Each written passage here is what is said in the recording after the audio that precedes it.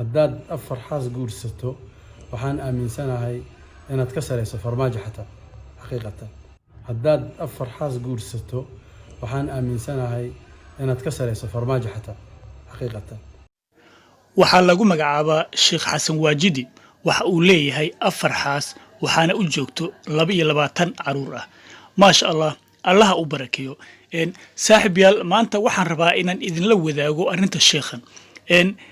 sanadihii u dambeeyay sida aan wada ognahay Soomaalida waxa ay dhibaato kala kulmaan xagga guurka ah iyo waliba markii ay doonayaan inay guurka labo ama saddex ama afar xaas ay guursadaan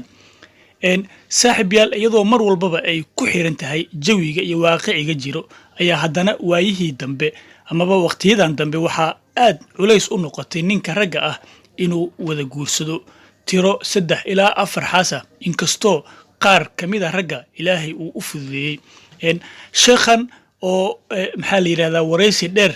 lala yeeshay ayaa waxaan rabaa inaan ka soo qaato laba su'aalood oo muhiim ah oo la weydiiyay sidoo kale sheekhan waa nin xaafidul qur'aan ah waxa uu qur'aan saara dadka sidoo kale waxa uu ku daaweeyaa xabasoodada iyo waxyaabaha kale ee la midka ah saaxiibayaal wareysigan uu qaaday wariye Cabdirasaaq Xaaji Atoosh ayaa sheekhan su'aasha la weydiiyay waxay ahayd bal maadaama asaga oo 38 sano jiro u suurta gashay inuu isku hayo afar xaas iyo waliba 22 caruur ah bal sidee u arkaa nin afar xaas la ama muxuu ku tilmaami lahaa nin afar xaas leh sheekha ayaa ku jawaabay sidan haddaad afar xaas guursato waxaan aaminsanahay inaad ka sareyso farmaajo xataa xaqiiqatan waayo dawladda tahay kaamil ah ودي intaas kugu filan la wasiir man raadinin wala madaxweyne raadinin xalintooda iyo waxa weeyaan midba mar meel u wadaysan intaas kugu filan noloshaada saaxiibayaal waxa uu sheegay in ninka afarta xaas leh uu ka sareeyo xitaa madaxweyne runtii waa arrin xaqiiqo ah oo waxa uu Ilaahay ku amraya ragga guursada xaasaska badan in cadaalad u sameeyaan oo mid intaad u qabato tan kalena inaad u qabato waajib ay kugu tahay caruurtana sidoo kale saaxiibayaal su'aal kale oo muhiim ahayd ayaa la weydiiyay su'aashaasna waxay ahayd maadaama uu dadka quraan saaro oo uguna safro meelo dhaadheer bal miyay u tahay meherad mise dadka ayuu ku caawiyaa iyadana waxa uu uga jawaabay sidan shaqo quraan saarka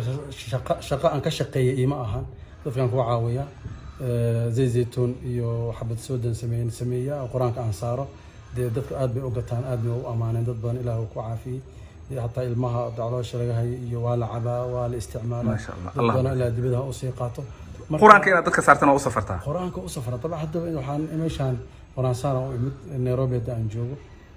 booqashada way ku jirtaa laakiin alxamdulillah dadka way imaadaan wax shuruuda lacagna aan kuma xiro alxamdulillah quraanka deeqal xarafan la iibsan karin ba aslan saaxiibayaal wareysiga sheekhan lala yeeshay oo aan hubo inuu noqon doono mid aad u xiiso badan ayaan waxaan rajaynayaa inaan halkan idinkula wadaagi doono oo halkan aan ku falaqeyn doono halkaas ayaan rabaa inaan si kooban ugu soo gabagabeeyo barnaamijkan dhalinyaradana